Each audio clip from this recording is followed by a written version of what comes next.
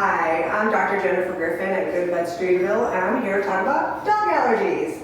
Dr. Griffin, what are some common dog allergies?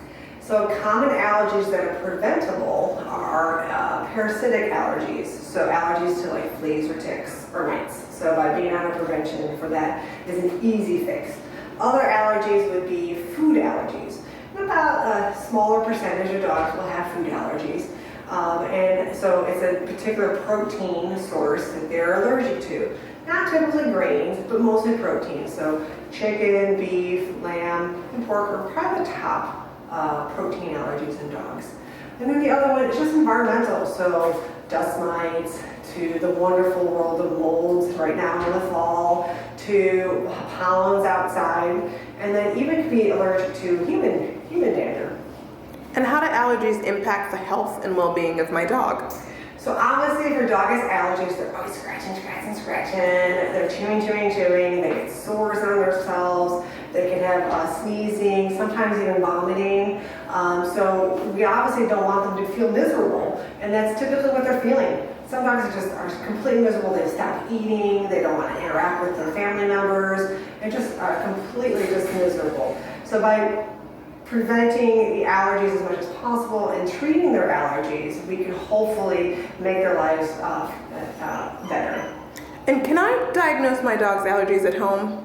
And it's very difficult to do. Obviously, you want to leave it to the professionals for diagnosing that and ask your veterinarian for that information. But we can help you with figuring out if your dog has allergies. That history that we take about your dog is very important in regards to helping us diagnose dog allergies. So we might ask several questions and be prepared for that so that we can help you treat your dog better in regards to their allergies better. Allergies are not curable, so you do have to be aware of that, unfortunately. Dog allergies are something we can treat, but we'll never be able to completely cure in regards to that. And I always tell people in regards to this is that think of a person who may have a peanut allergy. They'll always have a peanut allergy, so exposure and decreasing exposure as much as possible is extremely important so they don't have that reaction. And how are dog allergies commonly treated? So dog allergies are commonly treated by obviously avoidance. So we want to avoid as much as possible. So if your dog has a food allergy, obviously we want to avoid foods that may contain that food allergy. And that may take some time to figure out by doing a food trial. And that is usually about an 8-week period of specific diet that we need to be on and nothing else in regards to different types of food. And then we may have to do that again 2 or 3 times, kind of like an elimination diet in what a human has who may have food allergies. The other is avoidance, like going outside. Obviously you want your dog to go outside and have fun, but if they have a grass allergy, we might want to avoid grasses.